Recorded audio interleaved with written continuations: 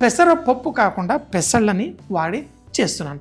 మీరు పెసరపప్పు కూడా వాడుకోవచ్చు, కానీ ఈ పెసళ్ళు తిన్నప్పుడు దాంట్లో మజా వేరుంటుంది, ప్రతిసారి ఒక్కొక్క రకంగా. సో నానబెట్టిన పెసళ్ళని నేను ఇలా కుక్కర్లో వేస్తున్నాను. మామూలు గిన్నెలో వేసిన 10 నిమిషాల్లో ఉడికిపోతుంది. అలాగే నానబెట్టుకున్న కొత్త బియ్యం వేసుకుంటే మంచిది, ఎందుకంటే మనకి ఈ సంక్రాంతి పండగ వచ్చేసరికి మనకి ప్రతి ఇంట్లో కొత్త బియ్యం కూడా వస్తాయి. కొత్త బియ్యం తొందరగా ఉడికిపోతుంది, కిచడీ లాగా అయిపోతుంది. అలా ఉడికిపోయే బియ్యాన్ని ఇలా పొంగల్ రూపంలో మనం చేసుకున్నాం. ఇందులో నేను నార్త్ ఇండియా సైడ్ నుంచి ఎర్రపప్పును కూడా ఇందులో వేస్తున్నాను. పంజాబ్ వెళ్ళినా, హిమాచల్ ప్రదేశ్ వెళ్ళినా, గుజరాత్ వెళ్ళినా మనకి ఈ పండగ చాలా గొప్పగా జరుపుకుంటారు. ఈ డిష్, ఈ పొంగల్కి తగినన్ని నీళ్లు వేసుకుందాం. సో స్లోగా కుక్ చేసుకుందాం. నేను పెసళ్ళు అలాగే ఎర్రపప్పు కూడా కొంచెం వేసాను, బియ్యం వేసాను. ఇందులో మిరియాలు, కొంతమంది మిరియాలు లాస్ట్లో తాలింపులో కూడా వేసుకుంటారు, కానీ ఇందులో ఉడికిపోతే ఆ పొంగల్కి ఒక మంచి స్వీట్ ఫ్లేవర్ వస్తుంది. ఇందులో ఉప్పు అవన్నీ తర్వాత అడ్జస్ట్ చేసుకోవచ్చు. సో మరి మనం ఈ ప్రెషర్ కుక్కర్ చేసి మామూలుగా అన్నాన్ని ఉడికించుకోవడానికి 1.5-2 విజిల్ మనం పెట్టుకుంటాం. ఇదైతే ఇంకొక విజిల్ ఎక్కువ పెట్టండి. అన్నం చక్కగా మ్యాష్ అయిపోయిన తర్వాత దానికి చాలా సింపుల్ తాలింపుతో వేసుకుందాం. కానీ సన్నగా తరిగిన అల్లము, ఆ ఇంగువ వేసి ఈ చేసుకునే వెనుపొంగలు అద్భుతం, అమోఘం. ఇది విజిల్లు కొట్టిన తర్వాత మనం ఒక పచ్చడి కూడా చేసుకొని తర్వాత దీనికి తాలింపు వేసుకుందాం. మన పొంగల్కి అన్నాన్ని మన పప్పులు ఉడికిచ్చేసి పక్కన పెట్టుకున్నాం. తాలింపు లాస్ట్లో వేసుకుందాం, కానీ ముందు మనం చట్నీ కూడా చేసుకుందాం. సో మరి చట్నీ చేసుకోవడానికి నూనె, ఒక మంచి వెనుపొంగల్కి ఆ టమాటా చట్నీ, అందులో కొంచెం పుదీనా వేసుకుంటే చాలా బాగుంటుంది. కానీ దాంట్లో కొంచెం నువ్వులు అలాగే కొంచెం బెల్లం వేసుకుంటే అది 10 ఎక్కువగా రుచిగా అవుతుంది. దీంట్లో కొంచెం జీలకర్ర, అలాగే వెల్లుల్లి, కట్ చేసిన పచ్చిమిరపకాయ ముక్కలు, అలాగే ఒక పక్కన సన్నగా కట్ చేసిన ఉల్లిపాయలు వేయండి. మరో పక్కన ఇదే దాంట్లో కొంచెం నువ్వులు వేయండి. మనం ముందే వేడి దాంట్లో నువ్వులు వేసామనుకోండి, మొత్తం అన్ని చిట్టపట్లాడి మొత్తం పైకి ఎగురుతూ ఉంటుంది. ఇప్పుడు ఈ ఉల్లిపాయలు, ఈ నువ్వులు, ఇవన్నీ వెల్లుల్లి అన్నీ వేసుకొని చక్కగా దీన్ని కొంచెం సేపు వేయించుకోండి. అయితే దీంట్లో మనం మెయిన్ ఒక మంచి చట్నీలో చిటికెడంత తీపి కూడా యాడ్ అవుతే చాలా బాగుంటుంది. ఎప్పుడు మనము పులుపు, కారం తర్వాత మనం వేసేది అది ఏ పచ్చడి చేసుకున్నా, కానీ అందులో చిటికెడు తీపి కూడా యాడ్ అవుతాయి. అందుకే ఇందులో ఫస్ట్ చింతపండు వేసుకుందాం, బెల్లం తర్వాత వేసుకుందాం. అలాగే దీంట్లో ఇదే నూనెలో మనం పసుపు వేసుకొని ఇలా వేయించుకుంటూ, ఇప్పుడు ఇందులో పుదీనా, టమాటా, చాలా సింపుల్ చట్నీ. నువ్వులతో పాటు కొంచెం పుదీనా, అలాగే ఆ టమాటాలు ఇవి నాటు టమాటాలు, ఆ పులుపు చక్కగా ఉంటుంది. మనకి చట్నీకి ఆ పులుపు కరెక్ట్గా ఉంటే సరిపోతుంది. అందుకని ఒక టమాటాలు తీయగా ఉంటే కొంచెం చింతపండు కొంచెం పెంచుకోండి.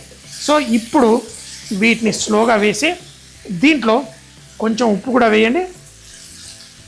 పర్ఫెక్ట్. అలాగే ఇందాక చెప్పాను కదా బెల్లం, కొంచెం బెల్లం వేయండి. ఈ టమాటాలన్నీ సాఫ్ట్గా, ఆ పచ్చితనం లేకుండా ఇలా గుజ్జులాగా అయిపోయినప్పుడు దీన్ని తీసి మనం చక్కగా మిక్సీ జార్లో వేసి బరకగా పేస్ట్ చేసుకోండి. మరీ ఫైన్గా పేస్ట్ చేయకండి. ఎప్పుడు చట్నీల్లో కొంచెం బరకతనం ఉండాలి. అంటే అక్కడక్కడ మనకి నువ్వులు తాకాలి, ఆ పుదీనాకు తాకాలి, ఆ టమాటాలు తాకాలి. ఆ రుచులు మనకి ఫుల్ పేస్ట్ అయిపోతే రాదు. కొంచెం బరకగా ఉన్నప్పుడే చట్నీలు బాగుంటాయి. అందుకే చాలామంది మిక్సీ జార్లో వేసి అబ్బా రోట్లో దంచిన ఆ టేస్ట్ రావట్లేదు. ఎందుకంటే మిక్సీ జార్లో వేసిన కొంచెం బరకగా దంచుకుంటే మీకు పర్ఫెక్ట్ టేస్ట్ వచ్చేస్తుంది. సో చట్నీ రెడీ అయిపోగానే మళ్ళీ మన వెనుపొంగల్కి నెయ్యితోటి చిట్టి తాలింపు వేసుకొని మనం ఈ రెండింటిని ఎంజాయ్ చేద్దాం. 4-5 నిమిషాల్లో స్టవ్ కట్టేసేయండి.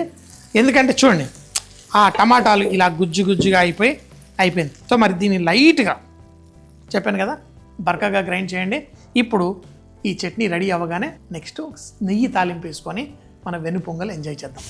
ఆహా సూపర్, ఎంతో అద్భుతంగా, అమోఘంగా మనకి షడ్రుచులు వచ్చేలా చక్కటి ఈ చట్నీ మన పొంగల్తోటి. సో ఇది పక్కన పెట్టేసుకుందాం.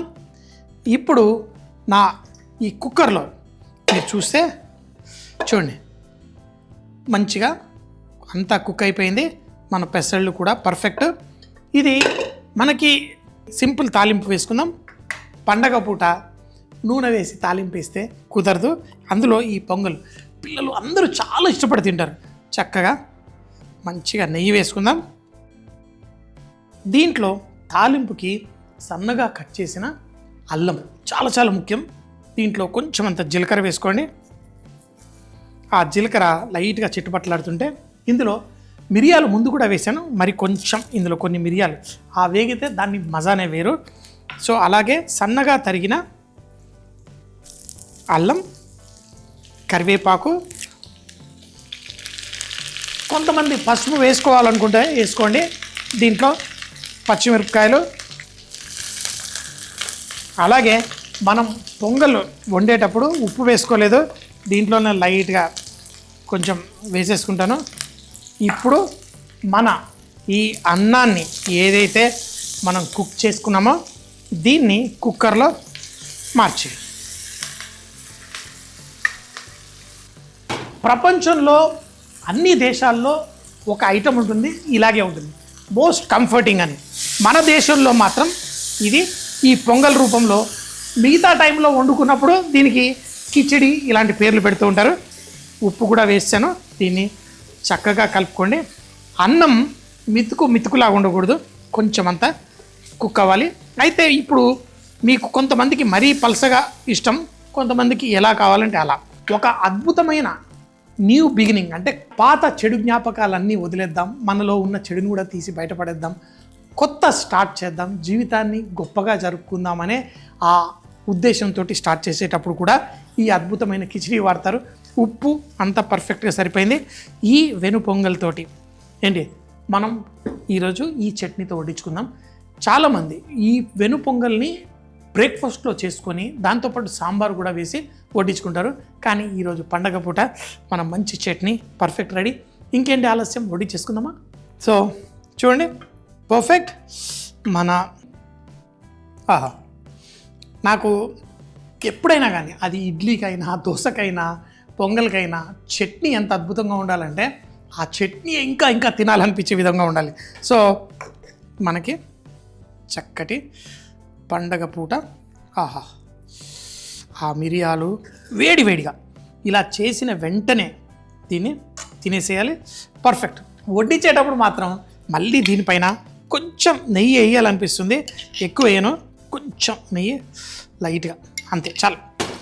వెను పొంగలు టమాటో పుదీనా చట్నీ భోగి కోసం చేసే ఈ స్పెషల్ రెసిపీ తయారు చేయడానికి ముందుగా ప్రెషర్ కుక్కర్లో నానబెట్టుకున్న పెసళ్ళు, బియ్యము, అలాగే ఎర్రపప్పు కూడా తీసుకొని తగినన్ని నీళ్లు పోసి కొన్ని మిరియాలు వేసి ప్రెషర్ కుక్కర్లో 3 విజిల్లు వచ్చేంత వరకు కుక్ చేసుకోండి. తర్వాత ప్యాన్ లో కొంచెమంత నెయ్యి, జీలకర్ర, మిరియాలు, సన్నగా తరిగిన అల్లము, కరివేపాకు, సన్నగా తరిగిన పచ్చిమిరపకాయలు, ఉప్పు వేసి దాన్ని తాలింపు వేసుకున్న తర్వాత ముందుగా ఉడికించుకున్న మన పప్పు అన్నాన్ని అందులో వేసి చూపించిన విధంగా చక్కగా కలిపి ఉప్పు కూడా అడ్జస్ట్ చేసుకొని వేడివేడిగా వడ్డించుకోండి. మరి చట్నీ చేయడం కోసం ఒక ప్యాన్ లో కొంచెం నూనె, జీలకర్ర, వెల్లుల్లి, పచ్చిమిరపకాయలు, సన్నగా తరిగిన ఉల్లిపాయలు, నువ్వులు, చింతపండు, పసుపు, అలాగే చూపించిన విధంగా పుదీనాకు, టమాటా కూడా అందులో వేసి తగినంత ఉప్పు, చిటికెడు బెల్లం వేసి దీన్ని స్లోగా కుక్ చేసుకోండి. ఎప్పుడైతే మనకి టమాటాలన్నీ సాఫ్ట్ గా కుక్ అయిపోతాయో చల్లార్చి మిక్సీ జార్ లో వేసి బరకగా గ్రైండ్ చేసుకొని ఈ వెను పొంగల్తో తింటే చాలా చాలా రుచిగా ఉంటుంది.